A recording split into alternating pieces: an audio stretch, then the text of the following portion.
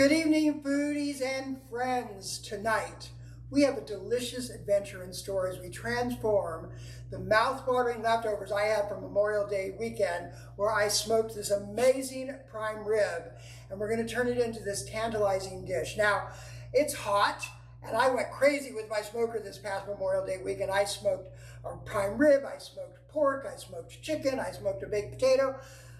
I smoked everything. Well, not everything, but almost everything. And I had all this extra food, so I had to start deciding what to do with it. I had a lot of fun with the smoker, and I highly recommend you look at it. I've got the show up for the prime rib that we did on Monday. I hope that you'll watch it. But then what do you do with all this extra food? I mean, I'm just a party of one. Hint, I'd love to be a party of two, but not so far. So I've always got all these leftovers, and I have friends that come over to eat. So tonight we're doing a show, and we're using some of these leftovers from the Monday weekend food. So we're going to do a beef stroganoff. And the reason I chose beef stroganoff because of the prime rib that we're using. I wanted a nice beef. Whenever you're doing a beef stroganoff, you're always going to do a nice beef, a sirloin, a tri-tip something. Not an inexpensive beef, because you don't want people chewing on the beef as you're trying to eat. So a good beef. So that's why I decided to use my leftover prime rib that is smoked. So we're going to get this amazing smoky flavor in beef stroganoff that you usually don't get. This is a classic dish with its roots in Slavic cuisine. It's a harmonious blend of rich flavors and creamy textures that promises to delight your taste and warm your soul. So get ready to savor every bite of this comforting culinary masterpiece. But before we dive into the kitchen and whip up this delectable dish, let's take a moment to explore the fascinating history behind beef stroganoff. Originating in Russia, this beloved comfort food has traveled the world, winning hearts and taste buds along the way with its savory appeal and an irresistible allure.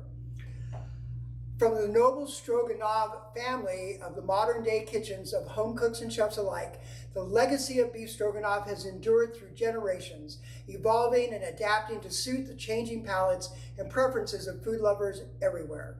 Tonight, we pay homage to the timeless classic with a unique twist that will surely leave you craving for more. So grab your aprons, sharpen your knives, and prepare your taste buds for a culinary journey unlike any other.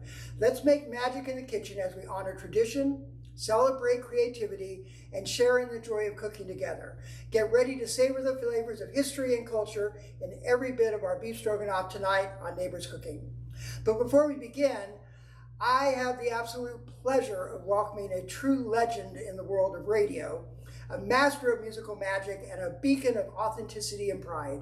With decades of experience under his belt, Chris Shebel has not only carved out a successful career as a program director and dry-time DJ at KDA 106.5 in Palm Springs, but has also left an indelible mark on the airways as the owner of Dance Hits America and a former program director at iHeartMedia. His passion for music and dedication to his craft and his unwavering commitment to bringing joy to listeners has earned him a special place in the hearts of music lovers everywhere. But Chris isn't only the maestro of the airways, he's also a proud graduate of the University of Wisconsin, where they embody the spirit of living authentically and embracing one's true self. Alongside his husband, Oscar, Chris stands as a shining example of love, courage, and resilience in inspiring others to be true to who they are and embrace their unique journey with pride and grace. Speaking of accomplishments, I would be remiss not to extend a special congratulations to Oscar, his husband and a former Neighbors Cooking guest, for his recent success at the Mr. International Leather Competition in Chicago, where he proudly represented Palm Springs and secured a well-deserved spot in the top 5. Cheers to Oscar for his achievement and for his unwavering spirit that shines brightly in every endeavor he pursues. It is truly an honor to have Chris Shebel grace our show tonight, bringing his experience, expertise, and passion for music and his infectious spirit to our kitchen. And we come together to cook, share stories, and celebrate the joy of food. Let's also celebrate the journey of Chris and Oscar, two remarkable individuals who inspire us all to live boldly, love fiercely, and embrace the beauty of diversity authentically. So without further ado, let's raise a glass to Chris Shebel, to Oscar, to love, music, and authenticity. Welcome, Chris, to Neighbors Cooking, let the good times roll. Oh, yeah. Wow. Wow. I feel like when I die, I want you to write my opening. I'm serious. That's a deal. This is great, Mitch.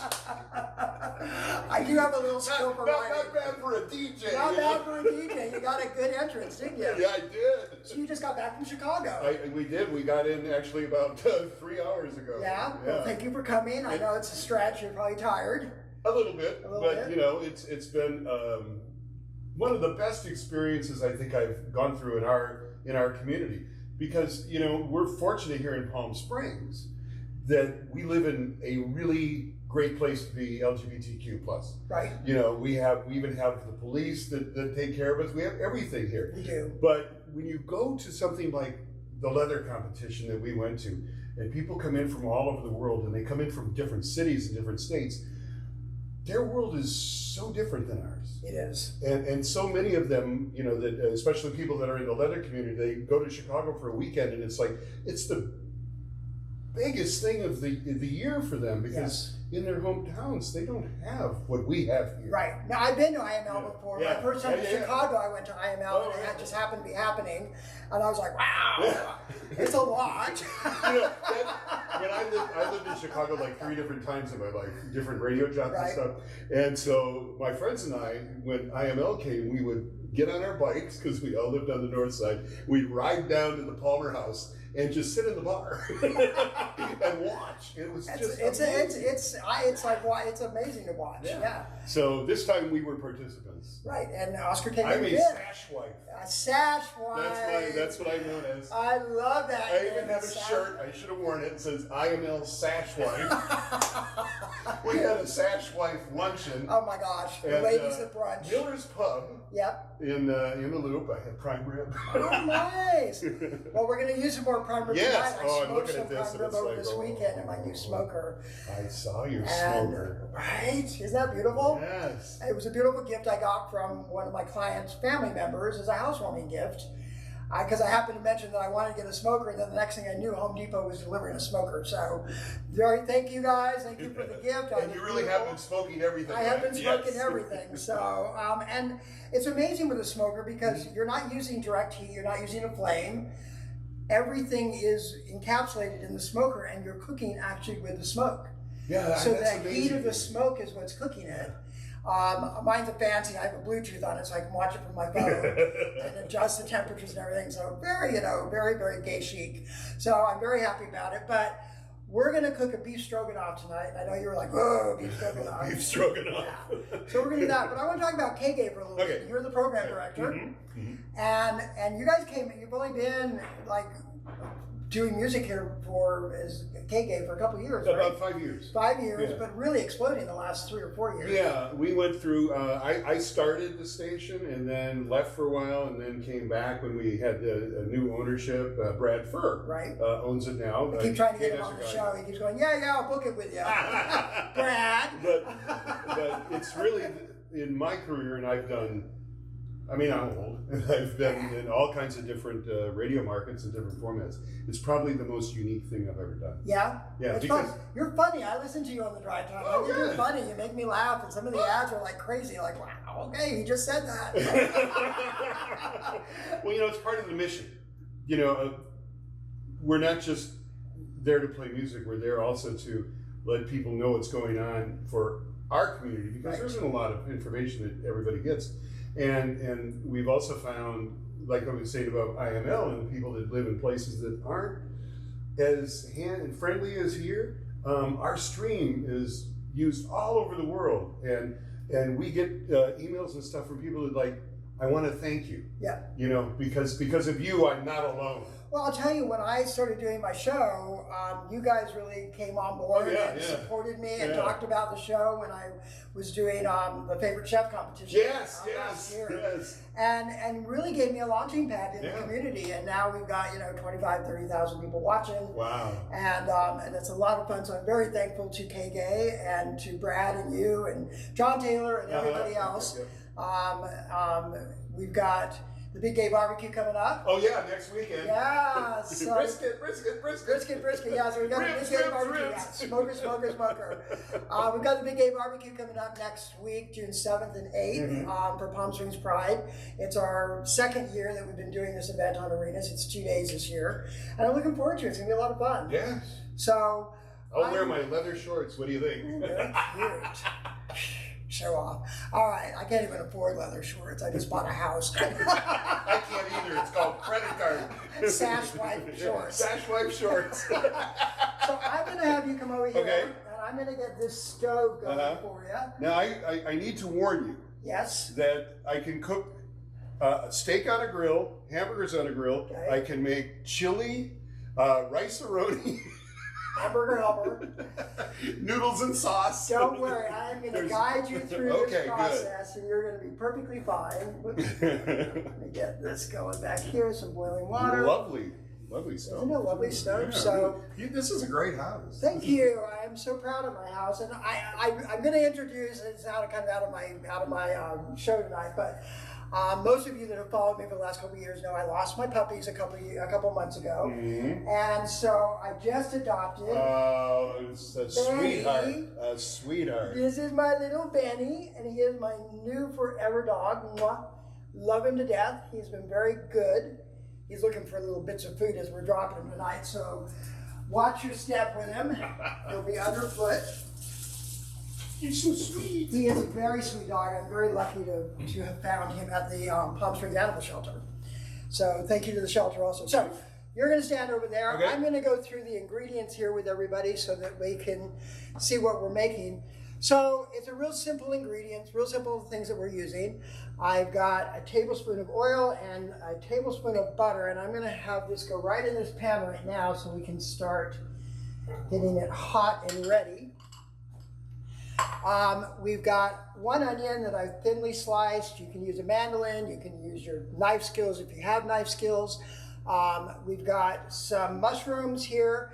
You can use cremini mushrooms, chestnut mushrooms, porcini mushrooms, whatever type of mushrooms you like, or combinations of all of them. I've got the beef here. We're going to slice it up in a minute, and this is the prime rib that I have left over. So you could also use in this recipe chicken, and you could use pork. Both are acceptable in this recipe. We've got a 1/4 cup of brandy. You could use sherry, you could use red wine, you could use a dry white wine. They've got to be dry. But the brandy gives it that nutty flavor that you like when you get a really good beef stroganoff. We've got some salt and pepper. We've got a 1/2 cup of beef stock. We've got some mustard, grain mustard. And you can either use a cup of creme fraiche, a cup of heavy cream, or a cup of sour cream, or you can do a combination and put them all together. For me, I've put creme fraiche and sour cream together, and I've also brought it up to a little bit more room temperature because what we don't want is it to separate when we put it in the pan and start to create the sauce. And that tends to be what happens if you put cold sour cream or cold creme fraiche into a hot pan. It's going to separate. It doesn't mean it's bad, but it's going to look ugly. So you're going to want to bring that up to a little bit of room temperature, and before we add it in, we're going to add some of the hot bouillon or beef broth that we're putting in. We've got some basil that we'll add in that we'll chop up, and it's a really simple recipe that we're going to go through. So we're going to start with that. So Chris, you have the oil and butter heating up in here. I've given you a wood stick so you can't hurt anything. Thank you. And you're going to start with the onions. All right. So I'm going to give you those. Whoops. So these are all nicely. I'm going to get that sizzle down a little bit. Last week's show, the sizzle was overwhelming. Oh yeah. Overwhelming. So hopefully we can fix that. And I'm going to give you these mushrooms also. Nice. Turn this down just a little bit. There you go. So when you're like doing this, you do it by because you've just done it so many times. You know when it's the right temperature. Right? Well, you know, unless you're trying to sear meat, I mean, really, and I use my cast iron stove all the time, so it's an unusual amount of heat that's evenly distributed. Okay. I have copper pans, you know, that are nice, but you don't get the cook that you get. So you're going to keep stirring these and mixing them around and cooking them down. So being in music, you must have met somebody that you were just like, ah. Like I met Lucille Ball once on a flight. Oh, did you really? Yes, and that was like, you know, oh my God, Lucille Ball. And we actually became, not friends, but we spent a little bit of time together. I got to go to her house for dinner once. I got to see the last show that she was filming her last series. Wow. And she even left me when she passed away. She left me her original contract from Desilu Studios. Oh, geez. So I had that in my safety deposit box. So it was really a special for me because when I was young, I just dreamed of Lucille Ball. So when I got my license at 16, I drove from Newport Beach to Beverly Hills. I even know her address. Oh my. 1000 North Roxbury Drive, stalker. And I was convinced I could meet her, so I drove around the neighborhood and drove around the neighborhood. And I finally ran out of gas, like in front of her house. And I had to go knock on the door. I didn't have a cell phone back then. I had to go knock on the door and hope that somebody wouldn't shoot me or call security. And her housekeeper answered. They called me AAA, and I never met her then. But years later, I met her on a flight, and I shared that story with her, and she was like, "Oh my God, that's hilarious!" So that's kind of how our friendship developed. But tell me about your band crush, your music. You know, when I got into radio, the first concert I ever went to, because it was a small town, I was in Stevens Point, Wisconsin, and it was Chuck Mangione. Oh my God. You remember Yes. that song, Feels So Good? And we went to like Appleton, and we got a gold record. I'd never seen a gold record before. But then later, I became a program director, and now I have our houses in here and in Ecuador. We have gold records all over the place from back in the day. I used to go to a lot of like concerts where we go backstage. I mean, I went backstage and I've got a picture hanging of me with the Rolling Stones and some other radio people. And, you know, went backstage with Janet Jackson, who's going to be here next week. Yeah. I'm sure she remembers me, not. No. But she was like very quiet, Yeah. very shy, very, very shy. And, you know, Michael Jackson, Yeah. so both of the Jacksons, and pretty much everybody that was big at one time or another. We used to put on, at one point, when we do these shows, you know, where we do like our birthday bash, we called it, we would bring in like 10 different up-and-coming artists and stuff. So let us kind of sit for a minute so they can kind of melt down. And, you know, that's one of the fun things of it. But what we do in radio is picking the songs that you put on the radio is kind of a responsibility because you can only play so many. Right. You can't, so how do you decide? I know in the old days, like they used to run around a radio station and push their records off people. yeah, they don't do that much anymore. Right. I mean, it's a whole different world now. The record business that when we were coming up really changed when everything went digital. Yeah. You know, if you talk about what was the biggest change in an industry was, remember when Napster came in? Yep. Killed the business. Yes. Killed the business. And I think to this day, they've never fully recovered. You know, they went crazy when CDs came out because everybody went and basically replaced all their albums with CDs because they thought, ooh, this is the coolest new thing. And the record industry, of course, made a fortune. Right. But once Napster came in, you no longer had to buy an album or a CD for that one song you liked. You could just download that. And even when they got that shut down, now today, you know, you go to Apple Music or whatever, streaming, and, you know, I want that song. It's $1. Well, I grew up, my godmother is Della Reese. And my godmother is Della Reese. And my dad used to sing with Nancy Wilson. And so I grew up around that, and it wasn't so impressive then, but later on in life it became. And then my cousin is Davy Jones. What? So, the Monkees? The Monkees, yeah. Hey, we're the Monkees. I think you need to go over there and play us something on that piano because you have music in your bones. Music coursing through my bones. It's coursing through you. So while you continue to cook those up, I am going to show everybody how to cut up this prime rib. Now, you typically wouldn't want to use a really fatty meat in your prime rib. So we're going to take some of that fat out and we're just going to use the meat. So we're going to cut around it. I thought about adding it into the onions to add some flavor, but there's so much flavor going to be in this beef that we really don't need to add that extra fat in. And I know Benny will be very appreciative of his dinner later. All right, so we're just gonna slice this up. Look how beautiful that is. Here, Joe, you didn't get to taste a piece. There you go. So Joe's back, yay. Makes my life so much easier when I'm doing the show and my equipment doesn't get like little grease marks all over it from my finger. trying to change cameras and also cook at the same time. It's just, I am a multitasker, but that just becomes too much. So Joe's not allowed to take vacations anymore without permission. That's in your union contract, right? It's in the contract. He signed up for this and now he's stuck. Unless he finds a replacement. So with beef stroganoff, typically you would take the meat and you'd be searing it in the pan. Because this is so tender and so wonderful, we're just going to put it in at the last moment. That's so nice looking. All right, we're going to move this out of our way here.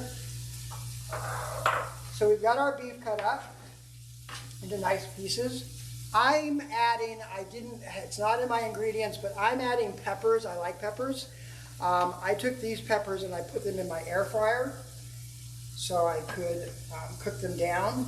You get a much tastier pepper that way because it's softer. You get this really smoky, meaty flavor out of it. And so I'm going to add it. You could add jalapenos in. You could add any type of peppers. You could add even, like that funny looking tree stuff, broccoli. You could add broccoli into it if you really wanted to. But why would you, right? Why would you? Yeah. Why would you ruin a perfectly good meal? I like broccoli. It's okay, but it's not my favorite. You either get really good broccoli or you get really bad broccoli. There never seems to be a middle place for it. So when you cook these in your air fryer, you're just browning them up. You can put them in a paper bag when you're done to, it's called sweating. So you could sweat the peppers and you could remove all the skin if you wanted to. It's not necessary. So we've got all these beautiful peppers. How are those coming along? How do they look, sir? They look good. Excellent. All right, so we've got the onions and the mushrooms. We've been cooking those for about 5 minutes, 7 minutes. So now we're going to add I would add in the protein or the meat, but it's since it's already cooked, I don't have to worry about it getting cooked. So I'm going to add into this sauce the brandy. Ooh. Look at that. I'm going to let that just cook off a little bit. Got a little bit high just for that sniff. I can smell that brandy. I can smell that brandy.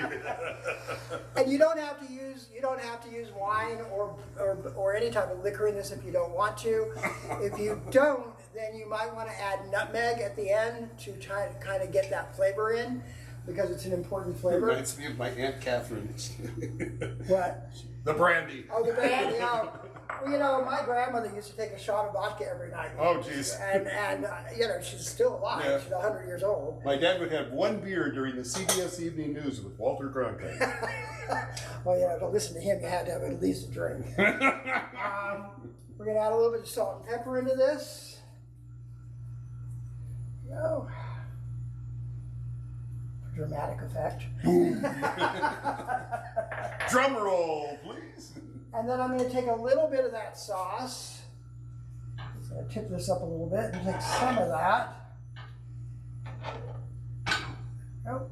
Because I want to mix it in with our creme fraiche and not get anything curdling. So we're just going to add a little bit. And like I said, I brought this up to room temperature, so it should be fine. There we go. So this is making the nice creaminess that we want. Add the rest of that in. All right. There we go. right, I'm going to add these peppers in, Chris. There's some nice color. I think that's more what I like about the peppers in the recipe is the nice color. Oh, really? It just adds some dimension to it. All right. And then we're going to add in our sauce. That's what makes it stroganoff. That's what makes it stroganoff. Look at that. There Wow. And you don't want to use a low fat. If you're making stroganoff, it is not, in essence, not meant to be low fat. So you don't want to use a low, it's just not. I mean, even done, this is only about 550 calories per serving. That's not bad. No, because really it's only the cream or the sour cream that's going in that's adding all the calories. So it's not bad at all. Yeah. So that looks really good. I'm going to give it a little taste.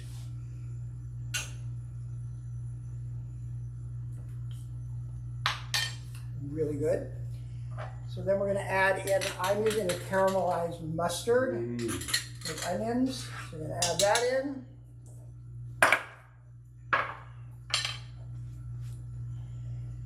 And then I am going to, my cutting board looks terrible. I'm going to take some basil. I'm going to cut that up just a little bit.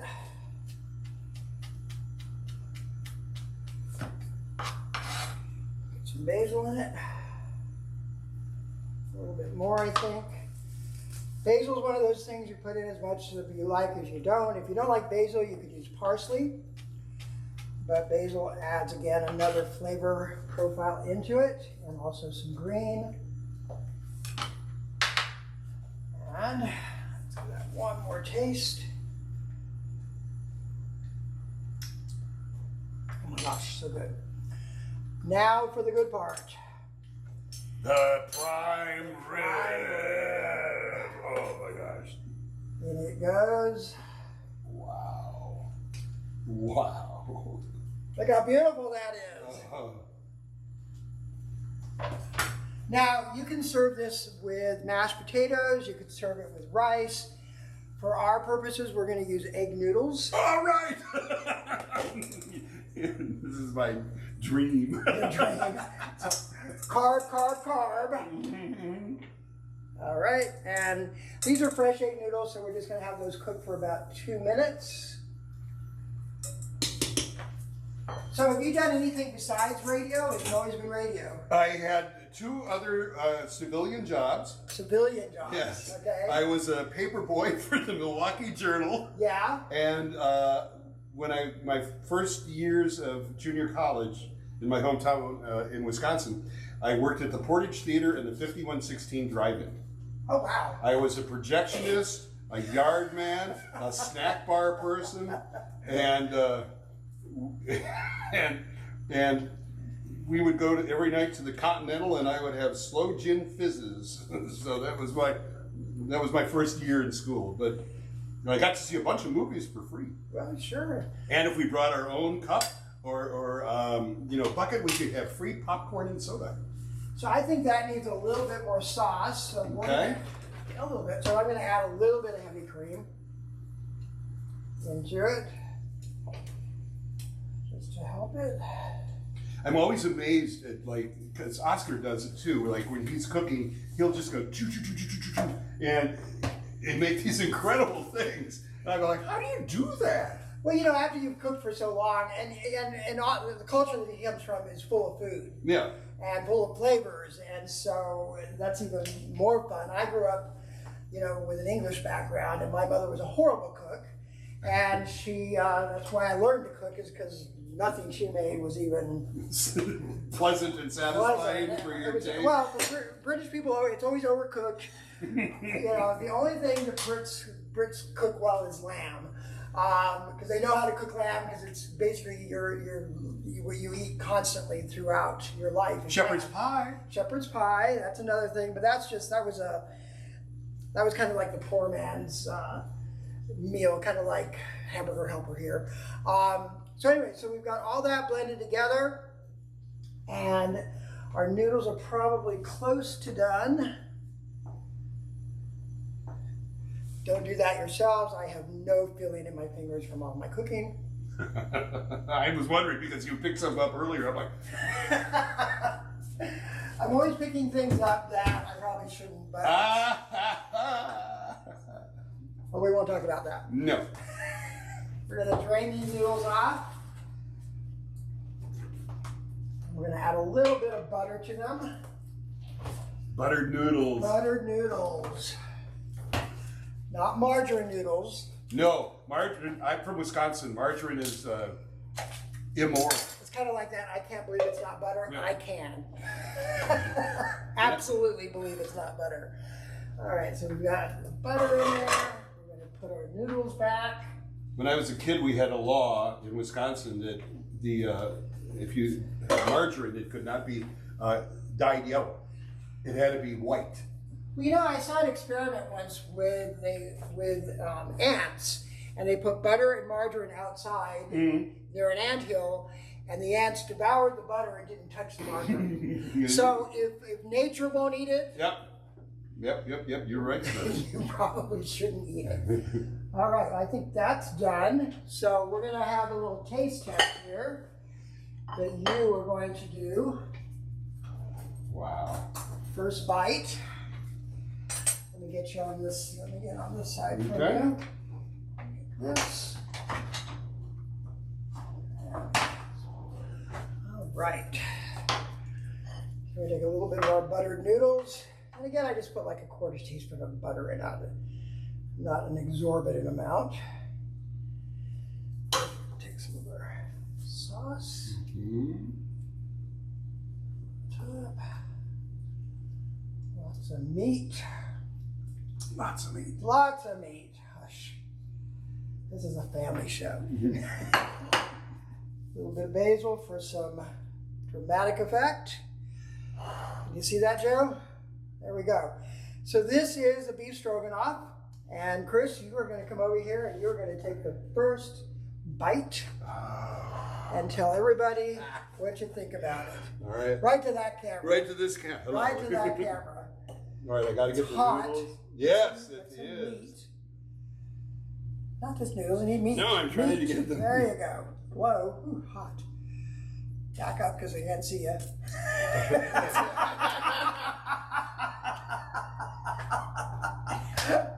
Is it good? Good. Yeah. Yeah. Yes, sir. Right. It's delicious. Oh my gosh, this, the meat, the prime. The pepper makes all the difference, right? Yes, it really does. It's And, like, and the nice thing is, you make a prime rib and then you Yeah. don't want prime rib every night of the week, but this is a great way to use it with great flavor and that smokiness of the prime rib really Yes. comes out. Well, that's a wrap for tonight's episode of Neighbors Cooking. A special thanks to Chris for all he does, for bringing the rhythm and the soul into our lives. Your music truly enhances our world. well, thank you, sir. So be sure to listen for Chris on KGA 106.5 and to our wonderful viewers. Thank And you for 92.1. and 92.1. That's right now because we go the whole valley now. Yeah. Remember to follow us on social media and share our channel with your friends. And I'm going to ask you, I could really use some help with subscribers to my YouTube channel. I need 15 more people to be able to stream my show to YouTube. So just if a few of you go over to Neighbors Cooking on YouTube, sign up to subscribe. It doesn't cost you anything. And I'll be able to stream to all of our platforms at that point, and I really appreciate it. So from my kitchen to yours, until next time, we'll see you back in the kitchen. Have a great week. Thank you, sir. It's been an honor. Mwah. And now I'm going to eat. You're going to eat.